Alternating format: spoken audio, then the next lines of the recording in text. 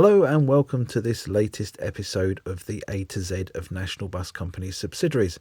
In this episode we look at Hants and Dorset. Traditionally the company would operate in southern Hampshire and Dorset on the south coast of the UK.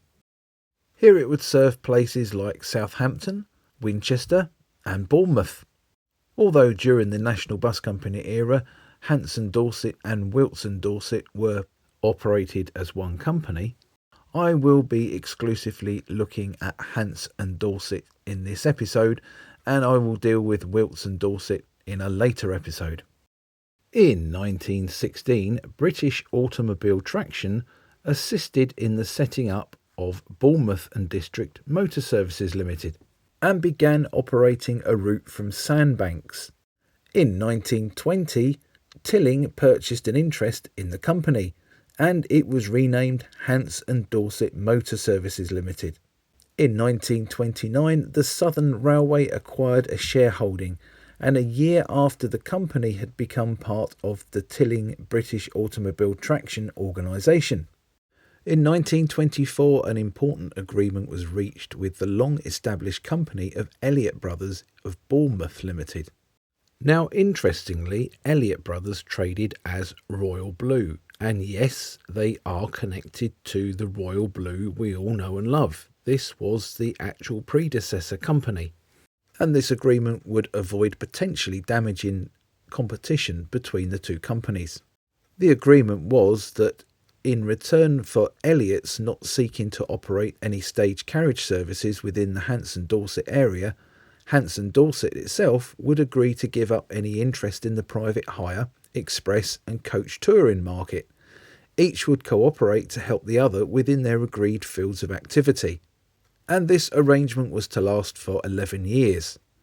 In 1926 there was a further agreement with Southdown Motor Services, and instead of operating buses through to Portsmouth, Hants and Dorset would only operate as far as Fareham, whilst Southdown operated the Fareham to Portsmouth section of the route. In 1935, yet another similar agreement was reached with Tourist Motor Coaches of Southampton.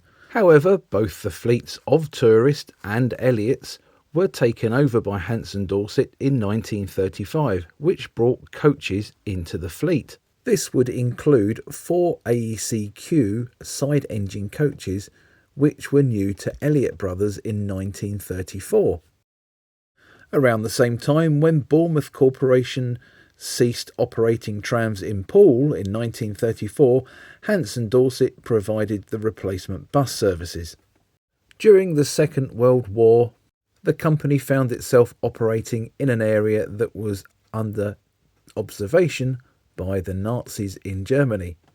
In addition to the docks at Southampton, there was also the Supermarine factory which built Spitfires, which was at Eastleigh, as well as various Royal Naval yards and bases in the Gosport area.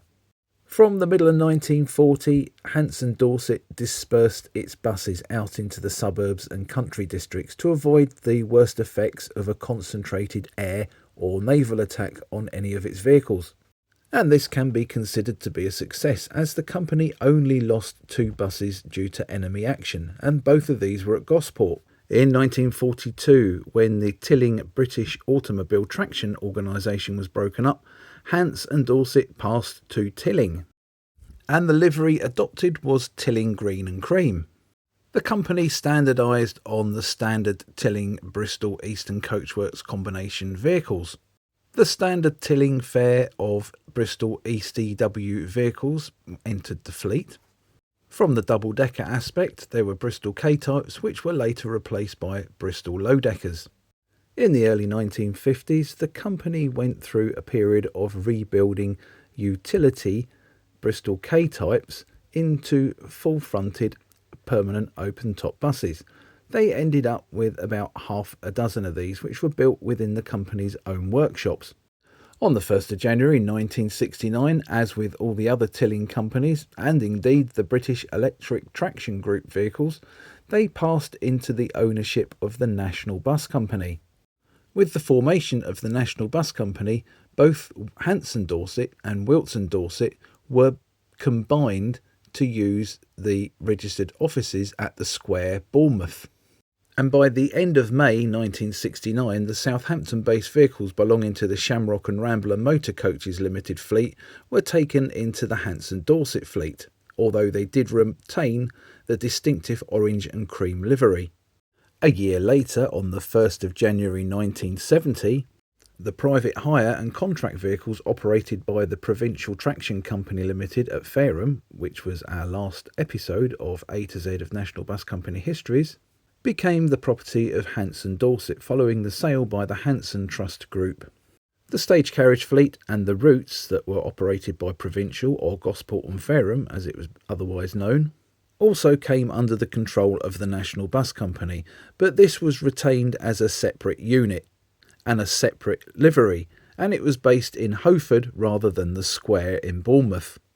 In the summer of 1971, the company's first new one-man operated double-decker buses arrived, and these were Daimler Fleetline double-deckers, which were originally intended for Gosport and Fareham or Provincial, but were delivered to Hants and Dorset directly in exchange for a similar number of equally new Bristol RELL dual doorway saloon buses.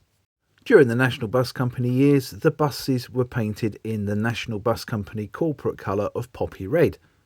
After experiencing financial difficulties for some months, the independent operator of most services in the Winchester area, R. Chisnall and Sons Limited, which was better known to be trading as King Alfred Motor Services, sold out to the National Bus Company on the 29th of April 1973.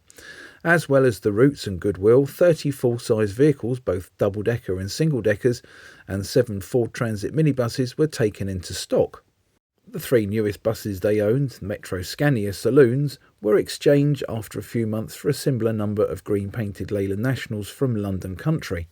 But as I've said before, things don't always last forever, and the National Bus Company was certainly no exception.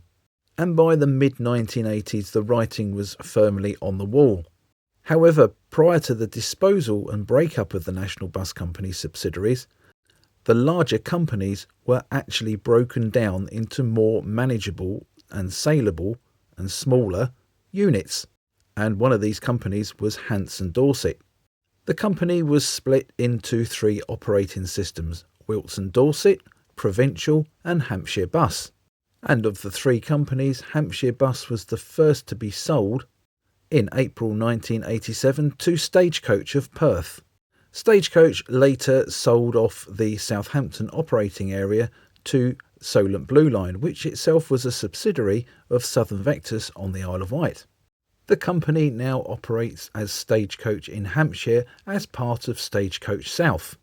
I hope you enjoyed this episode of the A to Z of National Bus Company subsidiaries. If you did, please like and share this video, and don't forget to subscribe to my channel and hit the notification bell so you don't miss my future releases in this and my other series on YouTube as well. And now it's over to you. Share your memories of Hants and Dorset, even Wilts and Dorset, I'll let you have that one, and Provincial as well. We can put all 3 of them under an umbrella, can't we, like the National Bus Company. Did you used to travel with Hants and Dorset? Did you used to work for the old company? And did you used to refer to them as Pants and Corset? Thank you so very much for watching this YouTube video and supporting my YouTube channel. Stay tuned for the next episode in this series, which is Jones. Bye for now.